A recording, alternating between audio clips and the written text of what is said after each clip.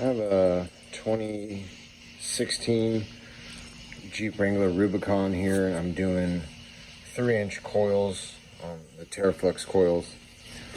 And I forgot to record step by step, but I'm going to record the back side step by step.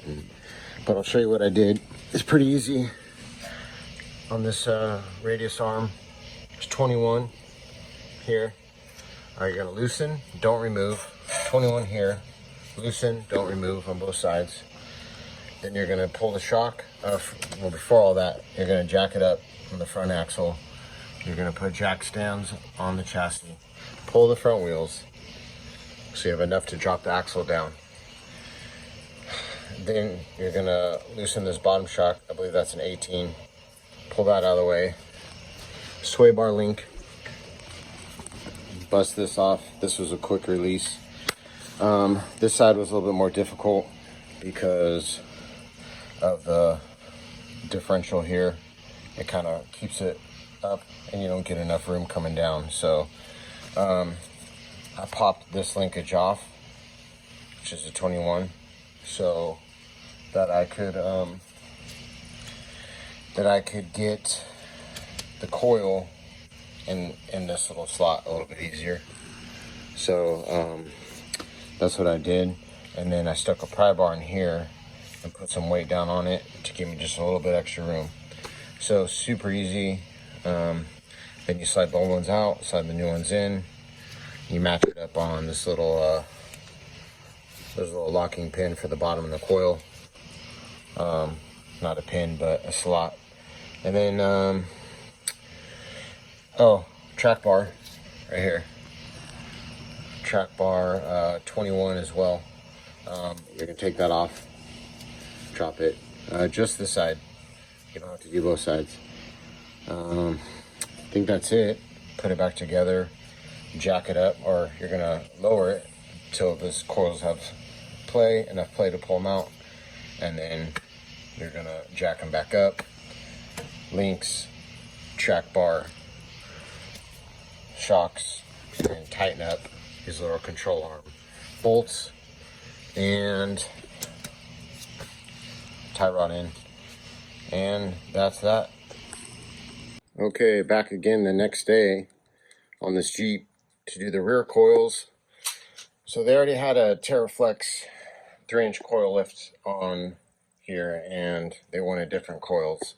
So that's what I'm doing. The rear, just as easy as the front, if not easier.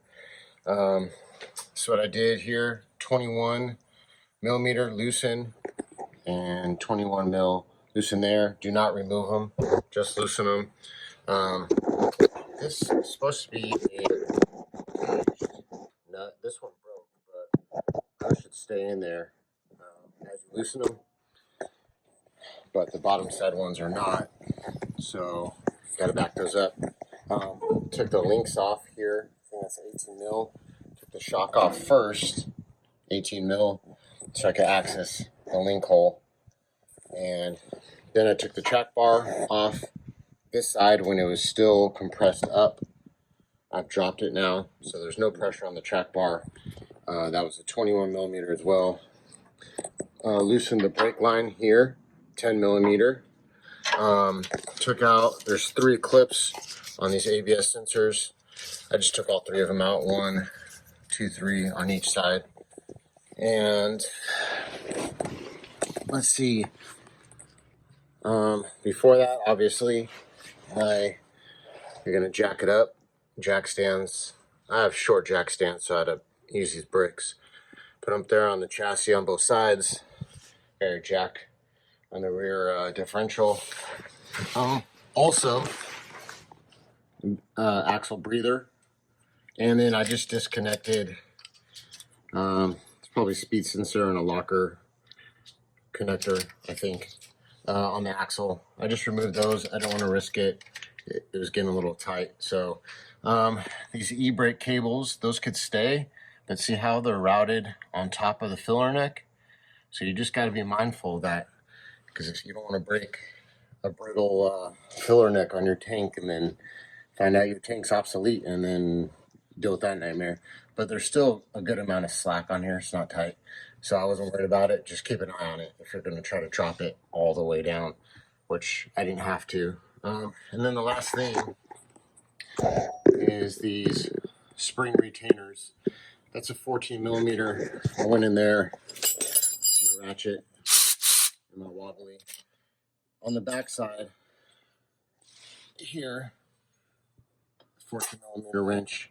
I just went in on the back side of this axle, held it in there. Going in will probably be a little pain, but overall, that's it. I'm going to pull this coil out, slap the new ones in, and I'll check back in. All right, just got back from my road test, finished everything up, and everything went smoothly here, front and rear, and everything feels good. Just reverse the process going back up. These little coil keepers, all I did was stick the nut on my open end on the open end side of the wrench and fed it through the back side here in a little slot, and started with my fingers and went in okay. Yeah, everything went smoothly. Just double check everything's tight, and I would say if you had the right tools, right jacks, and you're using power tools, the whole job should take about 2 hours or so.